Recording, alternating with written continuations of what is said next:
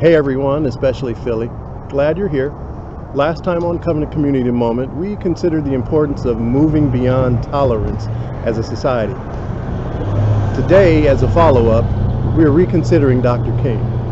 Despite the ugly things that some people still say about the Martin Luther King holiday 33 years later, we're considering the current state of the situation of race in the U.S. It's about time to take some different stock of things.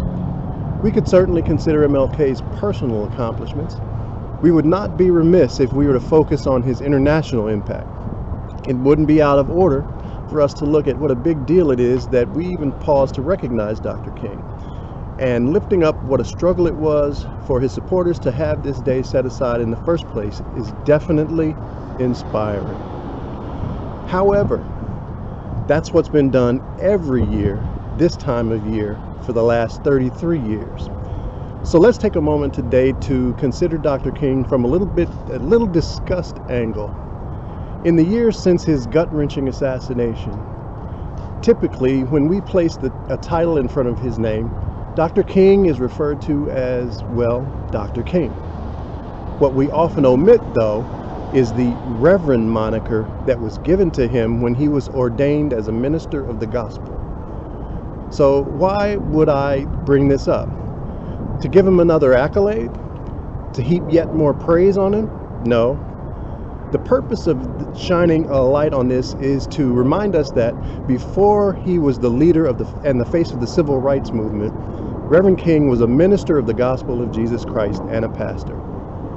But why is this worthy of mention? We highlight this in an effort to contend that at the end of the day, all of what Reverend King had a hand in during his very public ministry from 1956 to 1968 was a move of God. Think about that for a moment. The Montgomery bus boycott, which ultimately ended in the desegregation of public travel in the U.S. The March on Washington, which galvanized the broader public in the fight against the scourge of open and legal racism. The Freedom Rides, the Civil Rights Act, the lunch counter sit-ins, the Voting Rights Act, the exposure of the KKK, and so much more. Because Reverend King's first calling and devotion was to serve God, all these things can fall under the category of moves of God. Because Dr. King was first and foremost Reverend Dr. King, whatever strides were made because of him, God himself deserves all the glory for them. And so this year, instead of just honoring a great man and his legacy, let's give a shout of praise to the Lord for Reverend Dr. King.